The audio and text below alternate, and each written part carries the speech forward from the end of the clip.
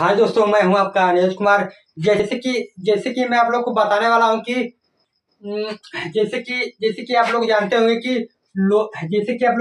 Loperamide tablet. आप लोग के दिमाग में एक कंफ्यूजन बना रहता है कि अगर हम लोपेरामाइड टैबलेट अगर बच्चों को दे देते हैं तो क्या हो सकता है। तो चलिए अगर तो तो चलिए तो चलिए इस वीडियो में आप लोग को पूर्ण रूप से एक्सप्लेन करेंगे और आप लोग को बताएंगे कि अगर बच्चों को अगर लोपेरामाइड टैबलेट देते हैं तो इसके क्या क्या परिणाम मिलते हैं, यानी क्या क्या दुष्परिणाम मिलते हैं। तो अगर आप हमारे चैनल पर अगर नए हैं तो हमारे चैनल को सब्सक्राइब कर लीजिए, लाइक कर लीजिए और कमेंट करना ना भूलें। तो चलिए अब देर नहीं करते हैं, अब बढ़ते हैं अपने टॉपिक की ओर। जैसे कि मैं आप लोग को बता देता हूँ कि अगर आप लोपेरामाइड टैबलेट अगर बच्चों को दे देते हैं तो क्या होता है, अगर क्यों और क्यों नहीं देना चाहिए, और इसे देने से क्या हानिकारक होते हैं, यानी देने के बाद क्या सिम्टम्स देखे जाते हैं।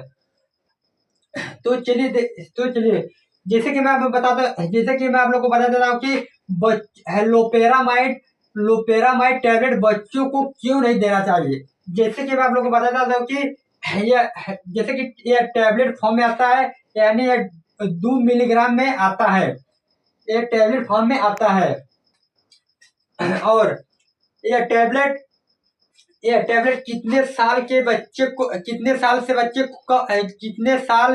के कम बच्चे को नहीं देना चाहिए। जैसे कि 2 से 3 साल, यानी 2 से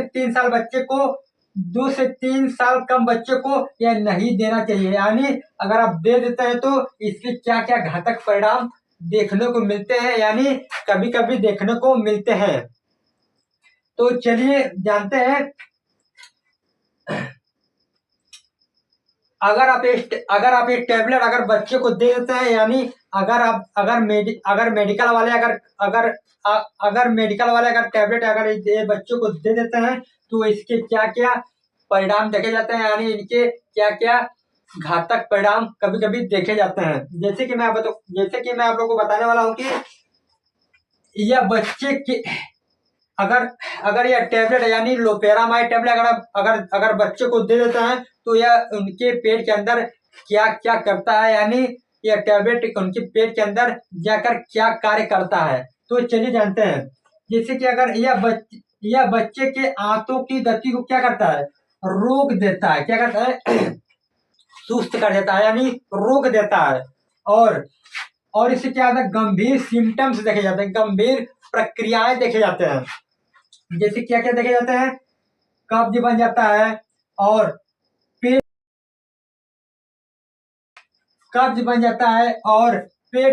पेट फूलने लगता है, और कभी कभी सांस लेने में तकलीफ होती है। क्या होती है, सांस लेने में तकलीफ होती है। और कभी कभी हृदय से संबंधित सिम्टम्स आ जाते हैं, यानी हृदय से संबंधित रोग उत्पन्न हो जाते हैं।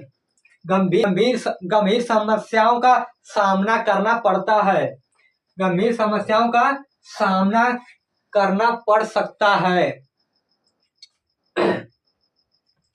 अब शार्ट भाषा में हम लोग को बता देता हूँ कि अगर आप लोपेरामाइड टैबलेट अगर बच्चों को दे रहे हैं, यानी छोटे बच्चों को अगर आप प्रिस्क्राइब कर रहे हैं यानी दे रहे हैं, तो इसके क्या सिम्टम्स सबसे ज्यादा देखने को मिलते हैं।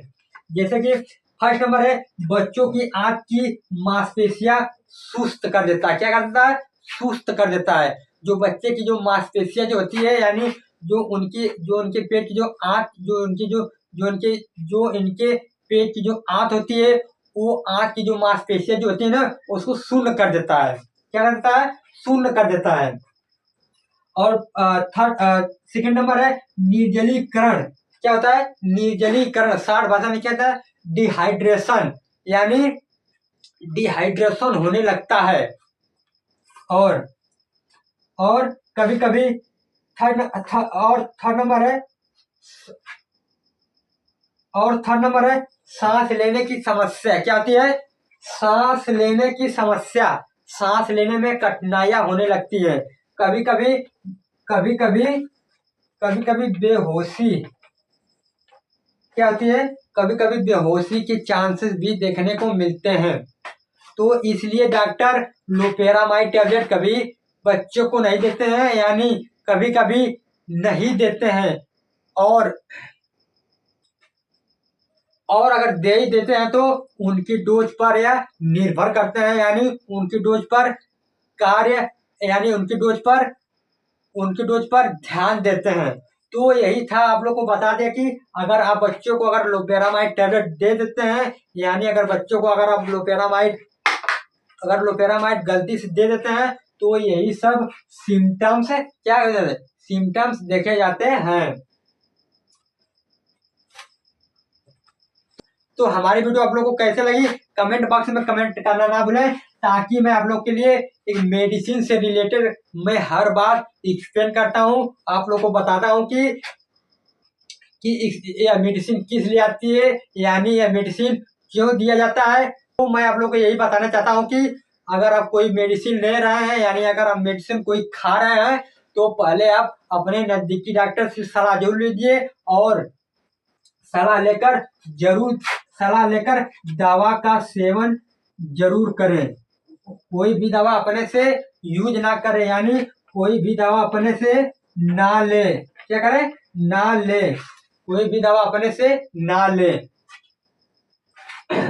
मैं आप लोग को बस मेडिसिन से रिलेटेड बस बात बताता हूँ, यानी आपको नॉलेज के बारे में बताता हूँ, ना कि खाने को कहता हूँ। अगर खाना चाहते हैं तो पहले अपने नजदीकी डॉक्टर से सलाह जरूर ले। तो आज का वीडियो यही समाप्त करते हैं, फिर मिलते हैं एक नेक्स्ट वीडियो में।